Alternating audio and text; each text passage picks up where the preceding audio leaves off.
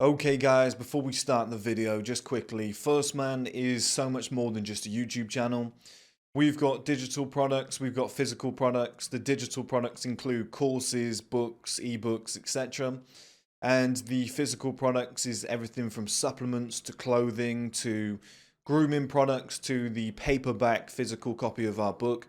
So the two links will be below. Go and check them out, guys. And now back to the video you came here to watch.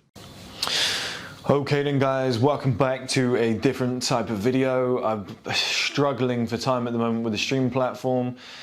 However, I think it's all wrapped up. As of today, I think we've just wrapped up the final stuff that we needed to do. And it's all being handed over. So, you know, systems are go. I'm absolutely shattered. Just put like another 40,000 back in to finish off, and I'm happy, but I'm like, thank fuck it's done now. Like, that was the hardest thing I've ever had to do. The only good thing is nobody else is going to be able to replicate it. You know, like, there might be one or two people who've got the money to do it, but if your heart's not in it, it's a massive risk. So most people aren't gonna want to do it, which puts us out on our own right now, which is brilliant. So I'm happy, but at the same time, I'm like, fuck me. There's so much money, so much time, but I believe it'll be worth it. So by the time you watch this video, which will be the same day as I record it, hopefully, which is today, I genuinely believe I'll be doing a walkthrough video by, put it this way, by Friday or at least Sunday at the latest, but I think Friday. On Friday, I should do a walkthrough video.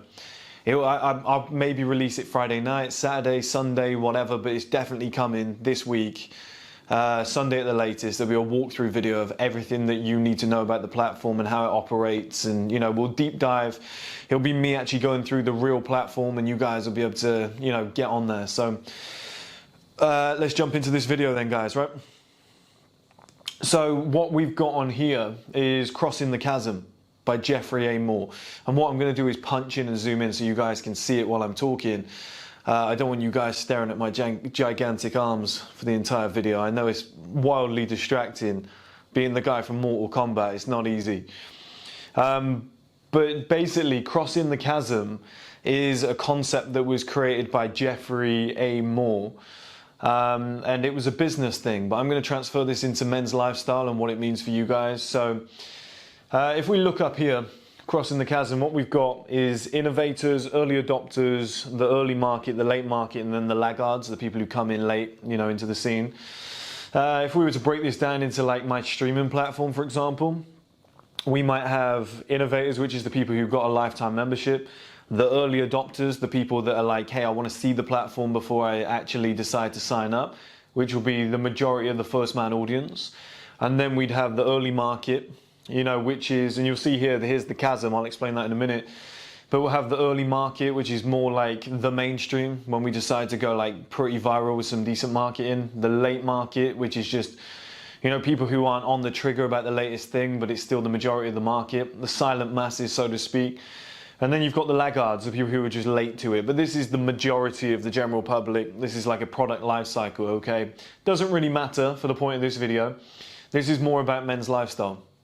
So that's what I'm going to break down for you guys now, is how this works in men's lifestyle.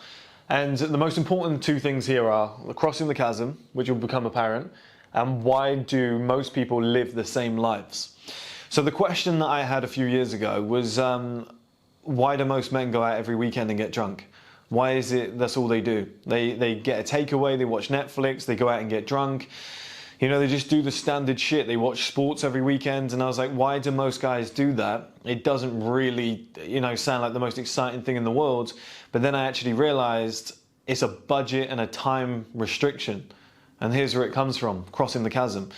So I've changed all of these down here. This is where it's going to break down. See if I can punch in for you guys down the bottom. That would be really useful. I'll see if I can not get in the way.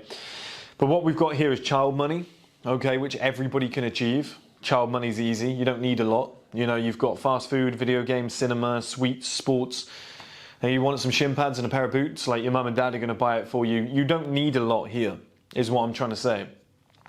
Then you make the bridge over to adult money, okay, and this is where everyone's life goes wrong.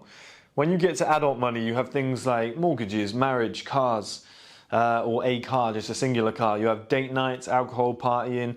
The gym I've got on there, but I've crossed it out because it's a good thing, but it's still something that everyone can kind of afford. You've got sports, as in like BT Sports, Sky Sports, ESPN, whatever it is you sign up for, Netflix, and then down the bottom I've got a red flag. The reason I've got a red flag, I'll break that down for you in a second, okay? But this is stuff that takes adult money, that you need adult money to be able to afford it. What's on the next stage? And this is what everyone's always trying to get to, and this is across the chasm. And if you can get across the chasm, it's all the things right now that are out of budget for most people. So I've got it in the out of budget category, and it's stuff like events. So the World Cup was on, it's in Qatar, let's catch some flights. Oh, they're £6,000. Yeah, okay, most people aren't going to go. It's difficult, and then you've got accommodation, you've got everything that comes with it as a full package. Like, that's tough, okay? And then you've got regular travel. Sure, everyone can have 1 or 2 holidays per year, but regular travel? Can you go on holiday once per month? That's difficult, most people can't. Starting businesses. Well, you know, you can start a business. It's not the most difficult thing in the world, but in order to have it thrive like I have just now, yeah, you're looking at like probably close to $1 million before you see like serious traction. Who's got that spare money to put in? It's very difficult to do. So in terms of like starting a business is fun. All the stuff on this side is fun. It's enjoyable. It's life becomes a playground at this point, and most people will never get to that level. This is why I've got it on here. Meals at high-end venues. You know, you want to have a meal inside the Eiffel Tower. You want to have a meal at the top of I don't know, a rooftop bar in New York. It's going to cost you a bit. It's not going to be as easy as going to Nando's on a date night with the missus, adult money. This is the next level. This is the other side of male life. Then you have stuff like hosting. I can host people at this house because this house is a little bit bigger. I've got a setup for it. I've done my life setup. It takes a little bit of money. The average person, what are you going to do? Oh, come round to my flat. 6 of us can sit on the beds, and like you can't really, you know, have people over for a lunch. Like, you might hire a chef for the night and you invite people over. You know, you see this, what you see wealthy people doing. Next up, stuff like community projects, charity work. You know, you want to help out in your community, your neighborhoods. It's just not going to be able to do that if you don't have serious money all time. And that's the other part of this that we'll get to. Multiple cars and multiple homes. The Mr. International thing that I told you guys about before, like having multiple options. Instead of having just one set home, you might have 6 or 7 homes all around the world. But that's fucking enjoyable. And in terms of cars, it's not every day you want to drive the same car. Sometimes it's sunny, you want to let the roof down. Sometimes it's cold and you need a 4x4 to drive around. So, you know, that gives people options. That's the things that are out of budget. And it's just a selection of things. There could be 1,000,001 things on there. You could be, you know, for whatever yours are could be different. That's just top of my head. But you can picture what is out of budget. What is a lifestyle that most people can't replicate, okay? So what I want you to look at now is I want you to picture these categories. So this out of budget is all of that. That's the next stage of male life. Adult money is here, child money is here. And then I want you to focus on this crossing of the chasm. Okay, so this is most people's life journey. They have child money, everything's okay. It gets a little bit more expensive, adult money, but it's doable. Now, if you want to jump that chasm, requires a sacrifice. If you want to get to this amazing life here where you can have whatever you want, do whatever you want, you have all the time and money in the world, you're going to have to make a sacrifice. Now, that's why I've got the red flag down here, because all of these things, excluding the gym, but it's still going to cost, you know, it's just something, I just put it in there for variety purposes. These are all things that are going to take your time and money away. So everybody can get a local girlfriend. Everyone can take that girl on a couple of dates. Buy a car on finance, you know, save up for a mortgage, get married to that girl, go out on weekends together, have a bit of alcohol, a little bit of partying. Oh, I love you, babe, this is amazing, we've got such a nice life. Lazy Netflix days on a Sunday because you're hungover, watch some sports while she's giving you head. Like, everybody can do this kind of shit, but they're red flags because they take all your time and money away, which if reinvested, so if you reinvested all that time and money, you can make the fucking leap across the chasm to the other side of male life. The stuff that is currently out of your budget and out of your time freedom. You know, if I said to somebody right now, hey, there's a tennis event going on, do you want to go? Whereabouts? Like, I'm top of my head, I'm pulling this out of my arse, but let's just say it's let's say it's the French Open or something like that. Hey, do you want to come? Mate, I've got work, I've got kids, I've got commitments, I can't, it's just not plausible for most people. Like, number one, they can't afford it, but number two, I don't have time for that. what the fuck do you want me to do? Do you want me to just drop everything, quit my job? Like, it's not really plausible for most people. You know, if you said, oh, do you want to take a meal at the 360 bar in Dubrovnik right now? I just feel like going. It's a real warm day there. It's raining here. Let's go. It's 9 a.m. Let's just shoot over. And we can maybe sit on the beach and just like, we can travel down to Montenegro, Bay Kotor, whatever. Most people are going to be like, mate, are you taking the piss? Like, how much money do you think I have, number one? Oh, it's fine, I'll pay for it. Okay, that's cool, thanks, but I don't have that sort of fucking time. I've got to pick the kids up at 3 p.m. from school. It's difficult, right? But most people will stay in this bracket. The kids, marriage, mortgage, Netflix, partying, etc., because it's achievable with a minimal amount of effort. It's not that hard to do. But in order to sacrifice this entire bracket, probably, and this is the hard part, probably most likely, from 18 to maybe, you know, you could do it quicker, but for most people, like 18 to 30, 12 years, 12 of the best years of your life in terms of youth, partying, fun, sex, all that shit. You have to almost go, this is an early version of life. None of this shit's gonna matter long term.